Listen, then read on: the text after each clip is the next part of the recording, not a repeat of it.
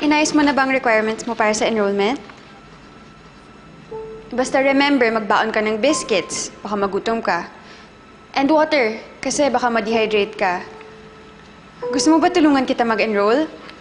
Or gusto mo ako na lang mag-enroll para sa'yo? Ate, why would I need your help?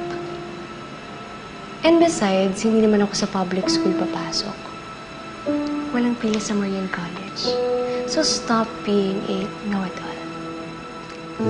Concerned lang naman ako sa favorite sister ko. I don't need your help. At lalong hindi ako magpapatulong sa sister na niloloko lang ako.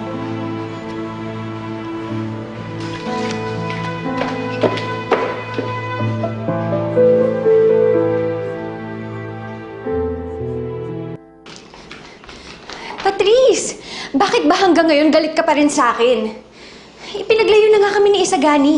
Hindi na kami magkikita kahit wala naman talaga kaming ginagawang masama. Get out of my room. No, hindi ako aalis dito hanggat hindi mo ko kinakausap.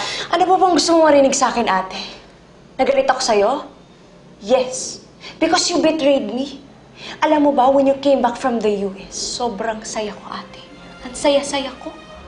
Kasi makikita ko na yung taong pinakamahalaga sa akin, yung pinagkakatiwalaan ko. Pero pagbalik mo, anong ginawa mo?